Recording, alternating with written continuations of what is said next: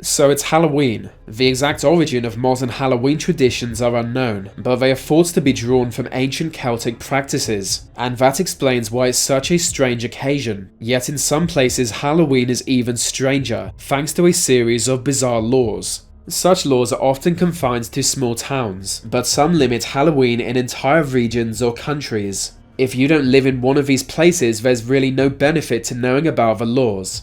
But let's face it, if you're subscribed to my channel, you're okay with wasting time on useless videos.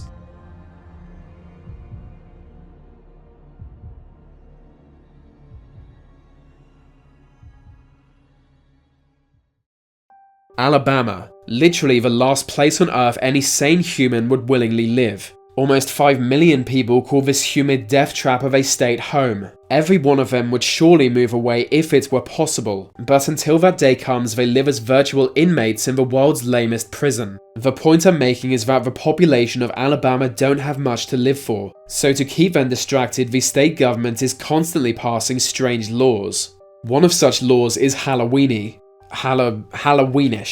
In the state of Alabama, it's technically illegal to dress up as a priest or any other religious figure on Halloween. Get caught violating this law and you could be fined $500 or even face jail time. Now I know what you're thinking, this must make Halloween a difficult time for actual priests, but realistically the law isn't enforced, because why would it be? It's also technically illegal to wear a mask in public, which might sound strange but there's a good reason for it. By 1949, the KKK was in decline. Where they once held massive influence in southern states, they had largely fallen out of favor with the establishment. Yet in rural areas of Alabama, they were enforcing segregation laws that had already been abolished. So to curb their activity, the wearing of masks in public was banned across the state, which was kind of their thing. A lot of Alabama's weird laws have logical explanations, like the law against sprinkling salt on railways. Apparently it's because salt attracts cows, who then get smushed by and sometimes derail oncoming trains. But some weird laws really don't make any sense. There's a county in Alabama where it's illegal to sell peanuts after sundown on Wednesdays.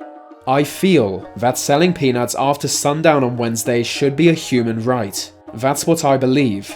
You might be wondering why I'm spending so much of a Halloween special talking about Alabama. It's because there is nothing in this world I find more chilling than the prospect of actually living there.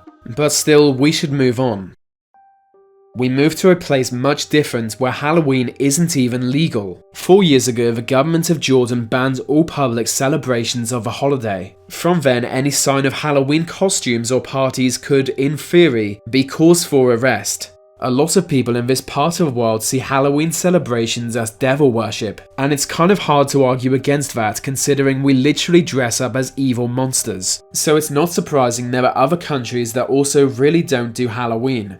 In Malaysia, a fatwa has been issued against it. I'm not going to risk making a fatwa joke, not on Halloween. So again, let's move on. Virginia's third largest city is called Chesapeake. What I'm about to tell you might be the only interesting thing about Chesapeake. The city is known for a strange law that forbids children over the age of 12 from trick-or-treating. The law means that a 13-year-old who goes trick-or-treating could spend up to 6 months in jail, which seems appropriate to me. If there's one thing city authorities need worry about, it's those mischievous youths. This has been demonstrated by the annual occurrence of Devil's Night. Devil's Night takes place on the 30th of October in Detroit, Michigan. It's a night long known for crime, seeing arson and vandalism break out in the city. It began in the 1940s. For whatever reason, youths in Detroit would take to causing mischief on the night before Halloween. They would egg houses, leave rotten vegetables at front doors, and commit minor vandalism. In time, Devil's Night became a thing, and activity gradually became more extreme.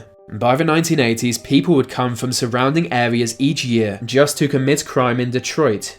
On Devil's Night 1984, 800 fires were set in Detroit, and countless other acts of vandalism committed. It was like a mini version of The Purge, but instead of threatening innocent people and damaging valuable neighborhoods, they were in Detroit. By this time, Devil's Night had spread to other cities like Newark and Pittsburgh. It seemed to be getting worse by the year, and after an especially intense Devil's Night in 1994, people went to the mayor of Detroit and basically said, "Come on bro, do something about this." So he did. The next year, he encouraged citizens to take to the street and keep watch. Thousands turned out and communicated with police via radio. It was dubbed Angels Night and was so successful in deterring arson it's been held every year since. I thought that was just an interesting kind of occurrence most people of my generation aren't really aware of, but to previous generations it was a big deal. In fact, in Brandon Lee's final film, The Crow, his character is murdered on Devil's Night, and so 1 year later he returned as a ghost to take his revenge on the next Devil's Night. If anyone gets mad at me for giving spoilers, that movie came out 24 years ago, so you can suck my dick. Happy Halloween.